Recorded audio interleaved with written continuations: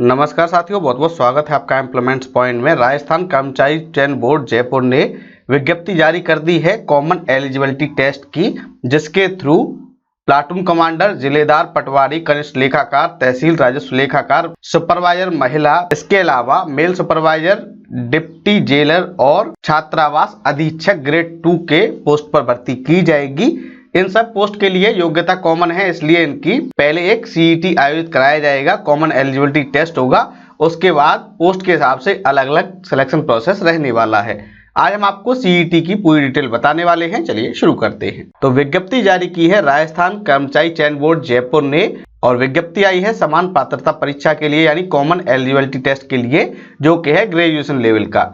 तो जो स्नातक स्तर की भर्ती है उनके लिए ये सीईटी आया है। इसमें राजस्थान होमगार्ड अधीनस्थ सेवा के अंतर्गत प्लाटून कमांडर, राजस्थान अभियंत्रिकी अधीनस्थ सिंचाई सेवा के अंतर्गत जिलेदार और पटवारी, राजस्थान अधीनस्थ लेखा सेवा के अंतर्गत कनिष्ठ लेखाकार, राजस्व लेखा के सेवा के अंतर्गत तहसील राजस्व लेखाकार, महिला अधिकारिता सेवा के अंतर्गत पर्यवेक्षक महिला, राजस्थान एकीकृत बाल विकास अधीनस्थ सेवा के अंतर्गत पर्यवेक्षक, राजस्थान कारागार विभाग के अंतर्गत उपजेलर और राजस्थान समाज कल्याण सेवा के अंतर्गत छात्रावास अधीक्षक ग्रेड 2 की पोस्ट के लिए ये सीईटी आयोजित कराया जा रहा है।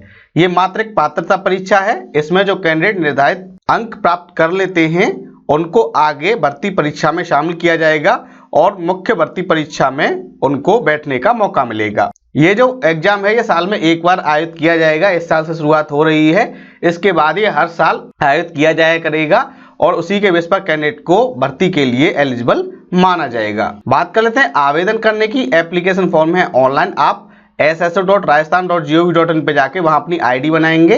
अगर बनी हुई है तो लॉगिन करके अपना फॉर्म भरेंगे। फॉर्म भरने के बाद उसका प्रिंट आउट निकलवा के अपने पास सुरक्षित रख लें। साथ ही आप rsmssb.rajasthan.gov.in पे जाके वहां से भी ऑनलाइन फॉर्म भर सकते हैं। अगर आपको कैटेगरी या किसी और चीज को लेकर कोई डाउट हो तो आप हेल्पलाइन नंबर 0141 222 1424 222 1425 पर संपर्क कर सकते हैं। इसके अलावा ऑनलाइन फॉर्म भरने में अगर कोई दिक्कत आ रही है तो आप 02943057 पर कांटेक्ट कर सकते हैं। बात कर लेते हैं एप्लीकेशन फीस की। तो एप्लीकेशन फीस 450 रुपये है जनरल के लिए, 350 है ओबीसी के लिए, 250 रुपये है SC/ST के लिए। वो कैंडिडेट जिनकी फैमिली इनकम 2,50,000 रुपये से कम है उनके लिए है 250 रुपये। राजस्थान से भिन्न अन्य राज्यों के कैंडिडेट, यानी वो कैंडिडेट जो राजस्थान के निवासी नहीं है, फिर चाहे वो हरियाणा के हो, दिल्ली के हो, पंजाब के हो, यूपी के हो, गुजरात के हो, MP के हो, कहीं के भी हो, उनको सामान्य वर्ग का अभ्यर्थी माना जाएगा। उनको 450 रुपये फीस जमा करानी होगी। वैकेंसी की बात करें तो इस साल की वैकेंसी जो आई है उसमें प्लाटून कमांडर की 43 वैकेंसी है, जिलेदार की अभी नहीं आई है, पटवारी की 272 वैकेंसी है, कनिष्ठ लेखाकार की है 1923 वैकेंसी, तहसील राजस्व लेखाकार की है 198 वैकेंसी, सुपरवाइजर महिला की है 176 वैकेंसी, सुपरवाइजर की वैकेंसी अभी नहीं आई है, डिप्टी जेलर की है 49 वैकेंसी और छात्रावास अधीक्षक की आई है 335 वैकेंसी। ये वैकेंसी घट या बढ़ भी सकती हैं और जहां पे वैकेंसी 0 दिखा रहा है वहां भी वैकेंसी शामिल होंगी। अब बात कर लेते हैं एजुकेशन क्वालिफिकेशन की। आप किस पोस्ट के लिए अप्लाई कर सकते हैं? तो महिला अधिकारिता विभाग में महिला सुपरवाइजर के लिए 28 से लेकर 40 साल एज लिमिट है। आपने भारत के किसी भी यूनिवर्सिटी से स्नातक कर रखा हो।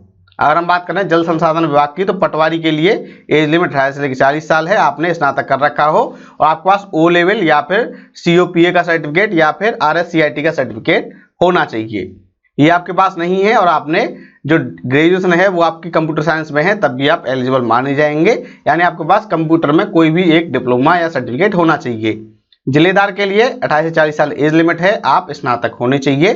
प्लाटून कमांडर के लिए 20 से लेकर 40 साल एज लिमिट है, आप स्नातक होने चाहिए। तहसील राजस्व लेखाकार की बात करें तो इसके लिए आपके पास या तो कॉस्ट एंड अकाउंटेंसी में इंटरमीडिएट परीक्षा हो या फिर ICAI की यानी चार्टर्ड अकाउंटेंट की इंटरमीडिएट परीक्षा हो और साथ में आपके पास कंप्यूटर का कोई भी डिप्लोमा होना चाहिए, चाहे वो O लेवल का हो या फिर RSCIT का हो, कोई भी एक कंप्यूटर का डिप्लोमा होना चाहिए और आपके पास अकाउंटेंसी में डिग्री होनी चाहिए। यही योग्यता कनिष्ठ लेखाकार के लिए मांगी गई है। डिप्टी जेलर के लिए आप स्नातक होनी चाहिए। इसके अलावा सुपरवाइजर बाल विकास के लिए आप स्नातक होनी चाहिए। छात्रावास अधीक्षक के लिए भी आप स्नातक होनी चाहिए। एज लिमिट डिप्टी जेलर और सुपरवाइजर के 28 से लेकर 40 साल है, वहीं छात्रावास अधीक्षक की है 21 से लेकर 40 साल।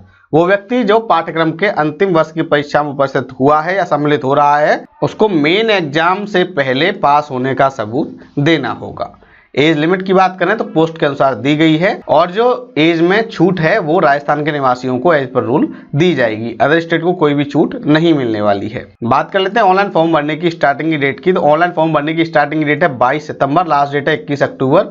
आप 22 सितंबर से लेकर 21 अक्टूबर तक ऑनलाइन अप्लाई कर सकते हैं। परीक्षा जो है वो डिफरेंट सेंटर्स पर आयोजित की जाएगी, और एक से ज्यादा अगर स्टेज होती हैं तो नॉर्मलाइजेशन लागू रहेगा। यानी एक से ज्यादा शिफ्ट में अगर आपका एग्जाम होता है तो नॉर्मलाइजेशन लागू किया जाएगा।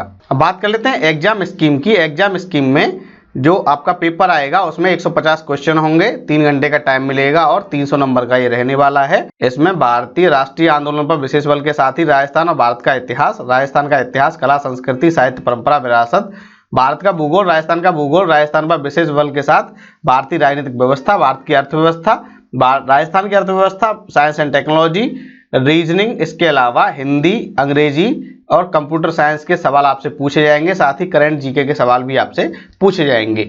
सभी क्वेश्चन ऑब्जेक्टिव टाइप होंगे और कोई भी नेगेटिव मार्किंग नहीं होगी। तो साथी ये थी जानकारी राजस्थान कर्मचारी चयन बोर्ड यानी RSSB CET 2022 के बारे में। हमें उम्मीद है ये वीडियो आपको पसंद आया होगा। इस वीडियो को लाइक कीजिए, शेयर कीजिए, और अगर आप नए हमारे चैनल पर तो हमारे चैनल को सब्सक्राइब कर लीजिए, को क्या मिलती है सही जानकारी बिल्कुल सरल भाषा में। धन्यवाद।